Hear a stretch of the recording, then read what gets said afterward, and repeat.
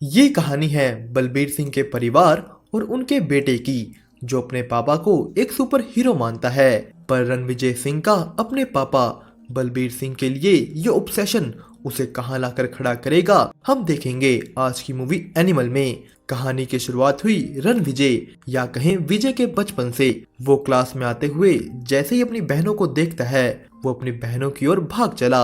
आज उसके पापा का बर्थडे था तो विजय को जल्दी से घर पहुंचना है, पर उसकी टीचर को उसका ये बिहेवियर पसंद नहीं आया। टीचर ने विजय को क्लास खत्म हो जाने तक वहीं नीचे बैठे रहने की पनिशमेंट दे दी। पर जैसे ही क्लास की बेल बजती है, विजय भाग पड़ा अपने घर की ओर। वो अपने घर में चारों ओर पापा पापा चिल्लाते हुए अपने पापा को ढूंढ रहा है, पर वो तो यहाँ है ही नहीं।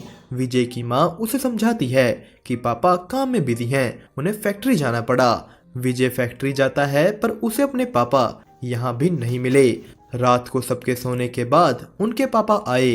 विजय की माँ उसके पापा को बताती है कि तुम्हारा बेटा तुमसे इतना प्यार करता है कि कह रहा था उसका नाम बदल कर बलबीर सिंह 2 रख दो। उसके लिए तुम ही उसके सुपर हीरो हो। बलबीर विजय के कमरे में गया।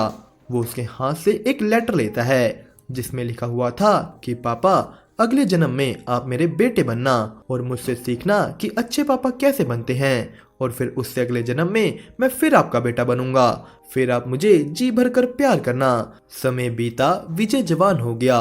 वो अपने दोस्त की बहन गीतांजलि की एंगेजमेंट में आया हुआ था, पर जैसे ही उसने यहाँ गीतांजलि को देखा, उसका मूड हैप्पी से सैड हो गया।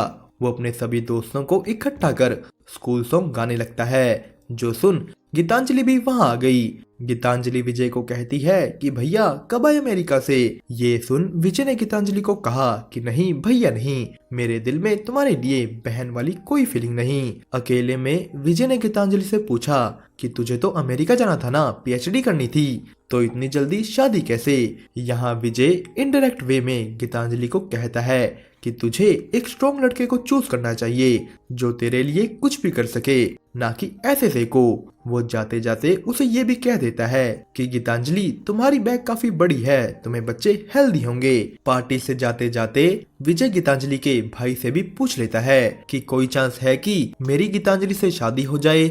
उसने मुझे स्कूल में तो हाँ बोल दी थी, पर जब मैं तुम्हारे घर उसे मिलने आया, तेरी मासी ने मुझे राखी बंधवा दी। वो अपने दोस्त को कहता है कि तुम मान ना मान, अभी भी हमारे बीच कुछ है। उसका दोस्त उसे कहता है कि देख, बचपना छोड़, 2 दिन में उसकी शादी है और उसके बाद वो यूएस चली जाएगी। पर विजय कह देता है कि वो कहीं नहीं जाएगी। तभी गीतांजलि वहां आ अपने भाई को अंदर बुला लेती है और विजय बाल कटवा कर पहुंच जाता है अपने घर, जहां उसके पिता का आज बर्थडे है। विजय ने बाल इसलिए कटवाए क्योंकि उसके पापा को छोटे बाल पसंद थे, पर उसके पापा कह देते हैं कि तुम पर बड़े बाल भी अच्छे लगते हैं। तो विजय का जवाब था कि कोई बात नहीं पापा, मैं फिर से बड़े कर लूंगा। यहाँ विजय अपने दादाजी से पूछता है कि दादाजी, हमारे परिवार से कभी कोई क्यों नहीं आता, ऐसी क्या बात है। उसके दादा बताते हैं कि बेटा, परिवार कब बिखर गया पता ही नहीं लगा, तू कभी मेरे घर आना, तुझे पूरी कहानी बताऊंगा।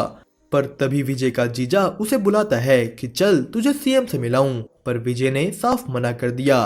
विजय की अपने जीजा से नहीं बनती थी, तो वो इतनी सी बात को बहस कर बड़ी बना लेते हैं। विजय की बहन इस चीज से रोने लगी कि तुम मेरे पति से ऐसे कैसे बात कर रहे हो। वो अपने पिता को ये सब बताती है, जिसने आके विजय को कहा कि जाओ अपने जीजा से सॉरी मांगो। विजय ने उन्हें भी मना कर दिया कि नहीं, मैं सॉरी नहीं मांगूंगा। विजय की बहन साइड में बैठ रोने लगी। विजय उसके पास गया। यहाँ हमें उनके पास का एक सीन दिखाया जाता है, जहां जब उसकी बहन की कॉलेज में बच्चों ने रैगिंग की, विजय कॉलेज गन लेके पहुंच गया। उसे उस वक्त तो वो लड़के वहां नहीं मिले, पर रास्ते में उसने उन सबको अपनी कार से भगा भगा कर मारा। ये बात जब विजय के पिता को पता लगती है, उन्होंने उसे बहुत मारा कि तू ये सब क्या कर रहा है। विजय के हिसाब से ये कुछ भी गलत नहीं था। उसके परिवार को अगर कोई तंग करेगा, विजय उसे नहीं छोड़ेगा। विजय के पापा उसे घर से निकाल बोर्डिंग स्कूल में डाल देते हैं। फिर भी अब उसने अपनी बहन के कहने पर अपने जीजा से माफी मांग ली। पर विजय के पापा उसे यहाँ बताते हैं कि वो विजय के कंपनी शेयर्स वरुण यानी उसके जीजा के नाम कर रहे हैं, क्योंकि वरुण उनकी कंपनी स्वास्तिक, जो देश की एक बहुत बड़ी स्टील कंपनी है, उसे अच्छी तरह संभाल सकता है। यहाँ भी विजय को अपने बोलने की वजह से थप्पड़ ही पड़ा। वो अपना घर भी छोड़कर जाने ही वाला था कि उसका दोस्त गीतांजलि को ले यहाँ आ गया। गीतांजलि ने अपनी शादी तोड़ दी थी। विजय गीतांजलि को ले अपने पापा के पास जाता है। उसने उन्हें बताया कि मैं गीतांजलि से शादी करने वाला हूँ, पर उसके पापा एक शब्द भी नहीं बोले। वो दोनों गीतांजलि के घर जाते हैं। यहाँ भी सब उनसे एक्सप्लेनेशन मांग रहे हैं, पर उन्होंने कुछ इस तरीके से एक्सप्लेनेशन दे दी। विजय और गीतांजलि पहाड़ों में जा शादी करते हैं। इन सब के बाद वो अमेरिका निकल गए। पर अगले ही सीन में हम देखते हैं विजय बड़े बड़े बालों में बड़ी बड़ी दाढ़ी के साथ अपनी गैंग को ले किसी को मारने निकला है। वो एक ऑफिस मीटिंग में घुस गए जहां उसका जीजा बैठा था। एक इंसान भी उन्हें यहाँ देख रहा था, पर उन सब की आंखें बंद करवा विजय ने अपने ही जीजा का गला घोट उसे तड़पा तड़पा कर मार दिया। विजय के अंदर इतना गुस्सा भरा हुआ था कि उसने उसे मारने के बाद भी गोलियों से उसके शरीर के चीथड़े कर दिए। अब विजय ने ऐसा क्यों किया, ये जानने के लिए हमें जाना होगा कुछ दिनों पहले। विजय के पापा बलबीर सिंह पर किसी ने अटैक कर दिया था। 8 सालों बाद विजय आज अपने पापा को देखने आया है, पर उसे अपने पापा से मिलने से रोक दिया जाता है। उसका जीजा उसे कहता है कि वेट कर, बहुत लोग हैं लाइन में। विजय साइड में बैठ गया तो उसके पापा के दोस्त ने उसे यहाँ देखा और उसके पापा से मिलवाया। दोनों ही एक दूसरे को देख इमोशनल हैं। विजय के पापा ने उसे कहा कि जब मुझे पहली गोली लगी तो तेरी आवाज सुनाई दी, जब दूसरी गोली लगी तो एहसास हुआ कि मैं अकेला था। विजय यहाँ से निकलकर अपनी फैक्ट्री में जाता है। यहाँ उसने अपने सभी वर्कर्स को आश्वासन दिया कि पापा अब ठीक हैं, पर मैं आपसे वादा करता हूँ कि जिसने भी मेरे पापा यानी बलबीर सिंह पर हमला किया उसका गला मैं खुद काटूंगा। उसकी ये बातें सुन सभी वर्कर्स में जोश आ गया और सबको पता लग गया कि विजय चुप नहीं बैठेगा। विजय यहाँ से सीधा अपने गांव जाता है।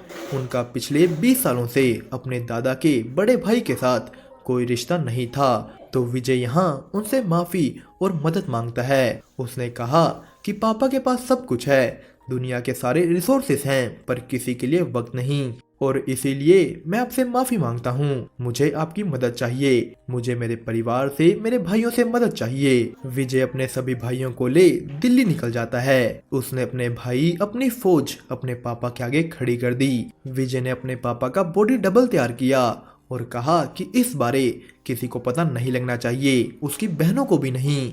बॉडी डबल तैयार हुआ जिसे उनका जीजा भी पहचान ना सका, पर उसी रात कहीं जाते हुए उस बॉडी डबल पर हमला हो जाता है। वो बुलेट प्रूफ कार में था तो शीशा उतार कर ये लोग उसे गोलियों से छलनी कर देते हैं। विजय और उसके भाई जब तक यहाँ पहुँचते वो व्यक्ति अपनी जान गंवा चुका था। हॉस्पिटल में जैसे ही उसका जीजा और बहन पहुंचते हैं, अपने पिता को देख उसकी बहन तो खुश थी, पर जीजा नहीं। यहीं वो एक व्यक्ति को कॉल करता है कि बलबीर सिंह जिंदा है, तुमने जिसे मारा वो उसका बॉडी डबल था।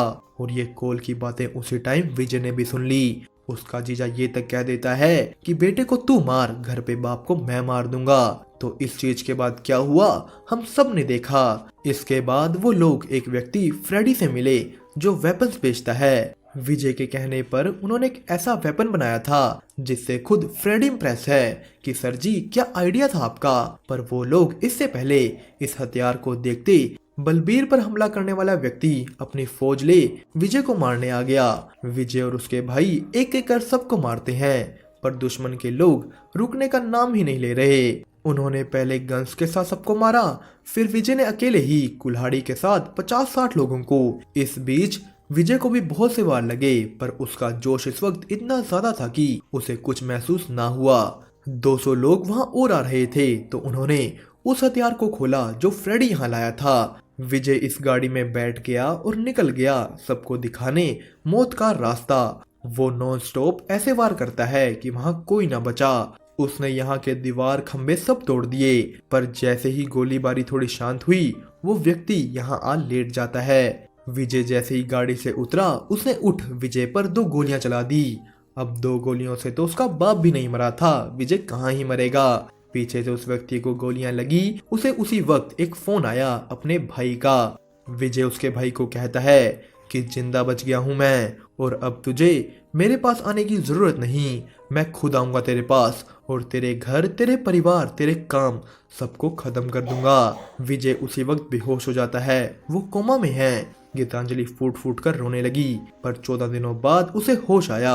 उठते ही उसके मुंह से पहली चीज निकली कि कुछ पता लगा। विजय के कान के पर्दे फट चुके थे, उसे कुछ सुनाई नहीं दे रहा।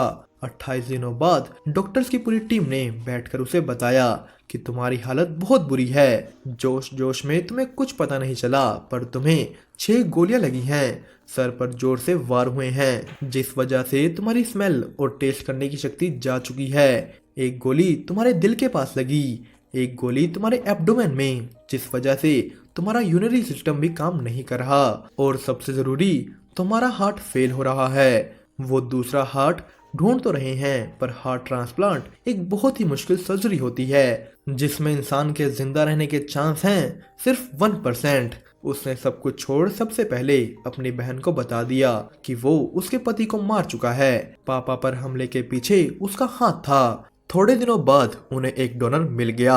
आज शाम विजय की डॉक्टर से मीटिंग भी है, पर कहीं दूर इधर अबरार हक नाम के इस आदमी की तीसरी शादी हो रही थी।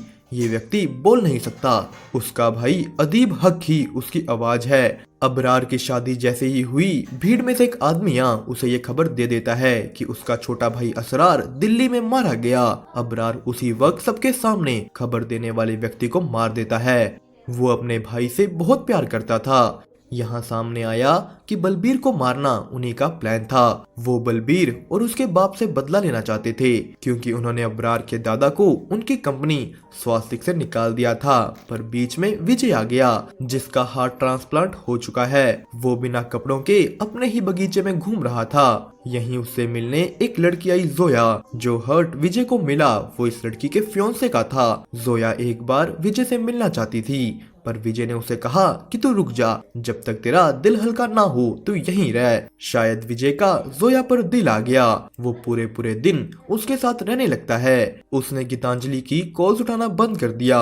विजय जोया के लिए एक रोल्स रॉयस ऑर्डर करता है, बिल्कुल एक स्पेसिफिक कलर की, पर जैसे ही वो रोल्स रॉयस आई उसमें ब्लास्ट हो गया। विजय उसे कहता है कि गाड़ी के बारे भूल जाओ, आज हम शादी कर रहे हैं। जो सुन जोया कहती है कि मैं आपसे शादी नहीं कर सकती, मैं आपकी दुश्मन हूँ। जो दिल आपके अंदर है उससे मेरा कोई रिश्ता नहीं, मुझे आपके दुश्मन ने यहाँ भेजा है। अबरार हक अपने एक छोटे भाई को ऑपरेशन के जरिए आपके जैसे बना रहा है, ताकि जब आप यहाँ मेरे साथ हो वो नकली विजय बनकर आपके परिवार को मार दे, जिससे मरते हुए आपका परिवार यही सोचे कि जो विजय हमारे लिए जान तक दे सकता था उसने हमारी जान क्यों ले ली। यहाँ वो ये भी बताती है कि अबरार और विजय का कोई रिश्ता है। अबरार बलबीर को चाचा कहकर बुलाता है, और ये ब्लास्ट विजय की ही जान लेने के लिए था, पर असल में ये ब्लास्ट विजय ने जोया का मुंह खुलवाने के लिए करवाया। वो पहले से ही जानता था कि जोया झूठ बोल रही है, तो उसने जोया से प्यार का नाटक किया ताकि उससे सच निकलवा सके। ये सब सुन विजय अपने दादा पास गया उनसे पूछने कि अबरार और उसका क्या रिश्ता है। उसके दादा ने बताया कि अबरार का दादा और वो भाई थे, उन्होंने साथ में ही ये कंपनी शुरू की, पर अबरार के दादा की बार बार की चालाकियों और धोखों की वजह से उन्हें उसे कंपनी से निकालना पड़ा, जिसके बाद वो देश छोड़कर चला जाता है। और कुछ समय बाद उसने अपने आप को आग लगा ली। अबरार के बाप ने अपना रिलीजन बदल 3-4 शादियां की और बहुत से बच्चे किए। अबरार उनमें से सबसे बड़ा है। विजय सीधा अबरार को मारने निकल पड़ा। वो उसके ही घर में घुस सभी आदमियों को मार देता है। अबरार भी उनका सामना करने आगे आने वाला था, पर उसका भाई उसे रोकता है कि नहीं, हमारे सभी लोग मर चुके हैं, अगर तूने उसे भी मार दिया और तू भी मर गया तो हमारा सारा प्लान खराब हो जाएगा। हमें इसे नहीं, स्वास्तिक और बलबीर चाचा को खत्म करना है। वो दोनों भाई यहाँ से निकल जाते हैं। विजय का सामना बस हुआ उसकी पत्नियों से। अबरार की एक पत्नी को बच्चा होने वाला था। उसने उन्हें धमकियां दे किसी तरह पता किया कि अबरार कहाँ है। अबरार देश छोड़कर निकलने ही वाला था कि विजय गाड़ियों से प्लेन का रास्ता बंद करता है। अबरार और विजय एक दूसरे के सामने आए। विजय ने अपने भाइयों को कह दिया कि चाहे मैं मर भी जाऊं, कोई गोली नहीं चलाएगा। वो दोनों यहाँ अकेले ही लड़ने वाले हैं। उनके बीच बहुत देर तक लड़ाई चली। इस बीच अबरार के लोग भी आ गए। उसने भी अपने आदमियों को मना कर दिया कि कोई गोली नहीं चलाएगा। अबरार विजय पर हावी था, वो तो उसे पीट उसके ऊपर सिगरेट पीने लगा, पर विजय खड़ा हुआ। उसे याद आया कि कैसे इसने उसके बाप को मारने की कोशिश की थी। उसने अबरार को खूब मारा। वो यहाँ भी अबरार को कहता है कि तू खून है मेरा, दादाजी ने कहा था कि तुझे माफ कर दूं, मैं यहाँ रुक जाऊंगा, तू रुकेगा क्या? अबरार का जवाब ना था। विजय सबके सामने ही अबरार का गला काट देता है। वो वापस अपने घर गया ऐलान करने कि वो जीत गया। कुछ दिनों बाद आज दिवाली वाले दिन विजय अपने पापा को कहता है कि पापा मुझे आपके साथ अभी बहुत टाइम बिताना है, चलो हम सब अमेरिका चलें। पर उसके पापा की एक मेडिकल रिपोर्ट आज आई हुई थी जिसमें साफ साफ लिखा हुआ है कि उनके पास सिर्फ 5-6 महीने ही हैं। विजय ये सुन कहता है कि नहीं, ऐसा नहीं होता, हम इसका ट्रीटमेंट कराएंगे। तो बलबीर का कहना था कि ये चीज तेरी गन्स और मारामारी से ठीक नहीं होंगी। विजय ने कहा कि मेरी गन्स और मारामारी की वजह से ही आज इस घर में शांति है। उन दोनों के बीच फिर से बहस हो गई। यहाँ विजय अपने पापा को दिखाता है कि कैसे उन्होंने पूरी लाइफ विजय को ट्रीट किया। ये सब देख बलबीर सिंह जिंदगी में पहली बार टूट गया। वो अपनी गलती एक्सेप्ट करता है कि उससे गलती हो गई। उसने विजय को वो प्यार कभी दिया ही नहीं। बलबीर विजय के लेटर में लिखी वो सेम बात रिपीट करता है कि अगले जन्म में तू पापा और मैं बेटा, तब तू वो गलतियां मत करना जो मैंने की थी, और फिर उससे अगले जन्म में मैं पापा और तू बेटा, तब मैं तुझे इतना प्यार करूंगा कि तू खुद कहेगा कि मैं दुनिया का सबसे महान बाप हूँ। विजय ये सुन फूट फूट कर रोया। पर ये कहानी अभी खत्म नहीं हुई थी। आपको याद है अबरार का छोटा भाई अजीज, जिसे वो विजय जैसा बना रहे थे, वो तैयार है अपने भाई का बदला लेने के लिए। उसने सबसे पहले विजय के 2 भाइयों को जानवरों की तरह काट मार दिया। जोया को ये देख उल्टियां आ गई, पर ये उल्टी खून से नहीं किसी और चीज से आई थी। वो प्रेग्नेंट है। अब ये बच्चा विजय का है या अजीज का, वो पता लगेगा हमें अगली मूवी एनिमल पार्क में। ये जल्लाद बदला लेने आ रहा है। दोस्तों आपको हमारी ये एक्सप्लेनेशन कैसी लगी हमें कमेंट करके जरूर बताएं। साथ ही और भी ऐसी वीडियोस देखने के लिए चैनल को सब्सक्राइब और वीडियो को लाइक करना मत भूलिएगा। आज के लिए इतना ही, अब हम मिलेंगे आपको ऐसी ही किसी और वीडियो में। तब तक के लिए अलविदा।